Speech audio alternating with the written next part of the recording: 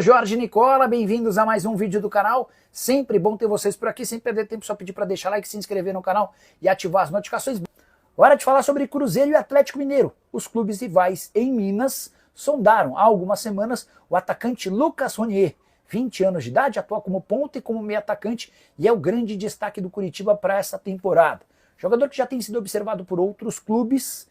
Nem Cruzeiro nem Galo fizeram proposta, mas quiseram entender as condições do negócio e, segundo Thiago Fernandes, desistiram de avançar nas tratativas a partir do momento em que o Curitiba pediu 10 milhões de dólares ou quase 60 milhões de reais.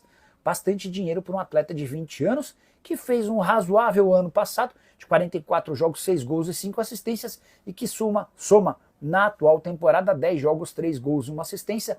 A tendência é que Galo e Cruzeiro não contratem jogadores para essa janela de transferências que se encerra em 11 de abril. Ou seja, na próxima sexta-feira os clubes não têm mais opção de contratar. Vale a lembrança ainda de que essa janela permite a contratação de atletas apenas que tenham disputado campeonatos estaduais. Olha aí, ó, aspas, põe no telão para mim, Andrezão, por gentileza, se for possível, aspas de Bruno Musi em entrevista ao Sports Market Makers, lindo nome, hein? A gente ainda precisa vender jogadores. Na segunda janela do meio do ano, a gente ainda precisa fazer algumas movimentações para equilibrar as contas. Isso precisa ser uma realidade de todos os clubes. Precisamos saber montar e desmontar elencos. O futebol brasileiro precisa ter a compra e venda de atletas em seu DNA. Vamos por parte. Vamos por parte. Quando o assunto entra na questão do futebol, diretamente, que quem cuida é o Paulo Brax. Paulo Brax, que aliás tem feito para mim um trabalho impecável no Atlético. O Paulo Brax não era a primeira opção do Atlético, tornou-se o nome e tem feito um trabalho impecável no Atlético. O Paulo Brax é muito bom profissional. E o melhor de tudo isso, corre na veia dele o sangue preto e branco. Né? Ponto final. Mas eu acho assim que uma coisa é o Bruno Musi, eu entendo, tá? Não estou problematizando a fala dele, não. Mas essa questão de, o clube tem que vender e saber desmontar elenco, montar elenco e tal, não sei o quê. Vamos ter que vender e etc e tal. Isso gera especulações, por exemplo, como depois da declaração dele, que eu já vi nascer e crescer hoje. Então tá explicado por que o Rubens está sendo muito escalado. Porque então o Rubens está puxando a fila. Por que não vende o fulano que não está rendendo? Meu filho, vender quem está rendendo, né? Quem não está rendendo não tem valor de mercado. E eu acho que, além desse trecho aqui, essa questão que envolve diretamente o futebol, desculpa, tá? Vocês podem debater, isso aqui é um debate, eu fico muito feliz quando vocês discordam de mim. Deixa para o Paulo Brax, fala da finança do clube. Eu entendo que você está só contextualizando para ver onde vai buscar dinheiro para resolver o problema, mas é que você tem também outras formas. Uma das formas é errar menos no planejamento. Esse gramado sintético já ter sido colocado, o Thiago Fernandes chamou isso na rádio hoje mais cedo, chamou atenção para isso. Quando detectaram o problema do gramado, se tivesse planejado isso antes, já entraria nessa temporada com shows, com jogos, com a casa cheia, faturando, porque se o Atlético estivesse jogando hoje na Arena, se o jogo contra o São Paulo fosse na Arena MRV, venderia todos os ingressos e teria um lucro no final da operação naquela média de mais de 1,5 milhão. Então, quando você leva para o Mineirão, seu lucro diminui. E levou para o Mineirão porque houve erros no planejamento. Quando você, além dessa declaração, diz que a dívida aumentou, num ano em que você teve o recorde de faturamento, e faturamento não é lucro, eu sei disso. Mas, se a projeção feita no ano passado foi substituída por um valor ainda maior, então, peraí, nós temos que entender por que essa dívida continua subindo muito.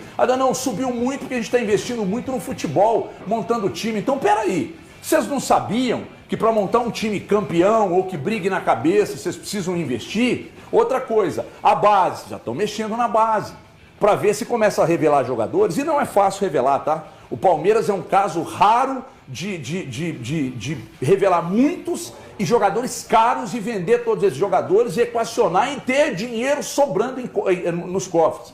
Agora, se erra menos no planejamento, aqui na frente, nessas medidas que você é obrigado a tomar para você estancar a sangria do erro ali atrás, isso precisa parar. E aí, quando eu digo que em qualquer empresa do mundo, um executivo que apresenta um aumento da dívida, que não consegue resolver o problema, e que, não, vamos dar pé, vende o savinho para equilibrar o orçamento. Então, em qualquer empresa, esse cara que apresenta esses números seria demitido. Entendeu? Então, assim, eu acho que tem coisa que o Bruno Musi não deve expor demais. A Renata Fã fala comigo, podcast é bom, mas é ruim. É bom porque você está relaxado, é ruim porque quando você está relaxado, você fala às vezes coisas que não deve. E aí, quando ele diz que a dívida está aumentando e tal, é o enviado do caos total, o novo Ziza Valadares. Desculpa. Boa tarde, meu líder máximo supremo, Breno Galante. Lindo e bom de serviço. Muito obrigado também. Não, estou falando Bruno Musi, não você. Estou brincando. Boa tarde, Everton, Thiagos, né? Elton, turma de casa. Eu acho que caiu como uma bomba para alguns torcedores do Atlético. Eu vou deixar de lado aqui o lado da parte financeira, porque eu não estou ali para poder entender aonde o calo aperta para o Atlético. Mas quando você imagina que o Atlético, através do seu treinador, está pedindo 4 contratações, e o torcedor cria uma expectativa e o treinador fala, olha, nós temos que ir com o que a gente tem até a janela, porque no meio do ano, a gente vai ter esses reforços e eu preciso de 4 contratações. O Cuca deixou claro isso e tem visto. E aí você vê agora o CEO do Atlético falar que no meio da temporada ele precisa de vender jogadores. Aí eu acho que para o torcedor ele fica assim, mas a diretoria está preocupada mais com o lado financeiro ou com o lado competitivo de ganhar títulos? Porque se vender mais alguém desse grupo, e aí para vender e conseguir dinheiro vai ter que ser alguém devidamente importante, porque os que estão aí sem jogar, a gente sabe que não vai acontecer isso, vai ter um impacto no time do Atlético. Então isso me preocupa. E outra coisa, o Everton, que me chamou muita atenção, e aí mostra como a base do Atlético ela precisa de uma reformulação, é quando ele fala, a cada R$1 investido na base, na hora que o Atlético vende, ele consegue fazer virar 1,2. O Palmeiras e o Flamengo, a cada um, consegue fazer virar 3, 5 na hora da venda, né? Para você entender como o ativo dos times de lá são mais valorizados, porque a base do Atlético precisa realmente de uma reestruturação. Mas o Palmeiras só chegou a esse ponto porque a gestão do Palmeiras, de Paulo Nobre para cá, é impecável. Impecável. E aí eles colocam os melhores profissionais em cada setor e o resultado de tudo isso, né? E aí ainda investe em tecnologia. E o Sampaio está lá desde 2015, se eu não me recordo. É 2015, mais de 2015. 10 anos. 10 anos, mas ele começou a dar retorno, tipo uns 3 anos depois, mas tiveram a paciência com ele. Porque ele foi, né? Porque base você não planta de um dia para o outro, você vai semeando. Ô, Breno, sabe o que me... Boa tarde para todo mundo. Me parece essas declarações que vêm do CEO do Atlético. Parece que dentro do Atlético eles não falam a mesma língua. Quando a gente pensa futebol e a gente pensa a gestão. O Cuca clama por um time mais competitivo, um time mais forte, um time com mais reforços para chegar a lutar por algo ao longo da temporada. O gestor, o CEO do Atlético vem falando que a dívida que foi apresentada na reta final do ano passado, foi em dezembro, logo depois que o Atlético perde a Libertadores, teve uma fala do Rafael falando do aumento da dívida. E essa dívida aumentou nesses primeiros meses do ano. O Atlético